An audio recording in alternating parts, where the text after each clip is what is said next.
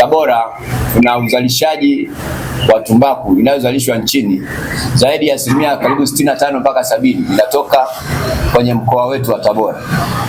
Kwa hiyo kwa bahati nzuri mawazo haya tumeanza muda mrefu, na mimi kwenye historia ya bodi ya tumbaku nimekaa kwenye bodi kama mkurugenzi wa bodi ya tumbaku kwa kipindi cha miaka 9. Ujenzi wa jengo hili hapa mkoani Tabora ni sehemu vile vile ya kurejesha fadhila kwa serikali na bodi ya tumbaku Tanzania, kurejesha fadhila kwa wakulima wa tumbaku wa mkoa wa Tabora ambao wana uzalishaji mkubwa sana wa kuchangia kwenye zao hili la tumbaku nchini. Kwa hiyo nitumie tu nafasi hii tu kusema kwamba jengo hili limebadilisha mandhari yetu ya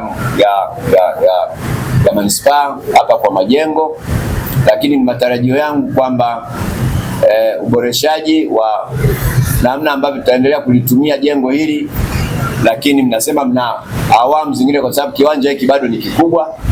Kwa hiyo awamu hizo zingine basi zinaweza zikaendelea kufanyika kwa ajili ya kuendeleza jitihada ya kuleta mabadiliko ya kuimarisha kidogo uchumi wa bodi yetu ya tumbaku.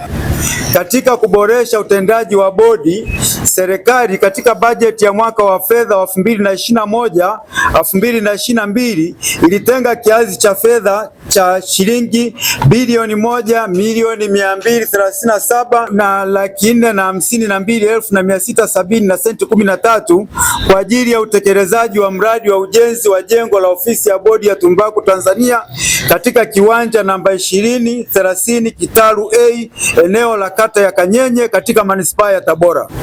Hadi kufikia mwezi Juni 2025, utekelezaji wa mradi umekamilika kwa kiwango cha kufikia asilimia 98.5 ya kazi yote ya mkataba, na jengo hili litakabidhiwa rasmi tarehe 25 mwezi wa 6 mwaka 2025. Mama Samia Suluhu Hassan ambaye ni rais wetu wa Jamhuri ya Muungano wa Tanzania kwa kuleta maendeleo makubwa katika kata ya Kanyenye.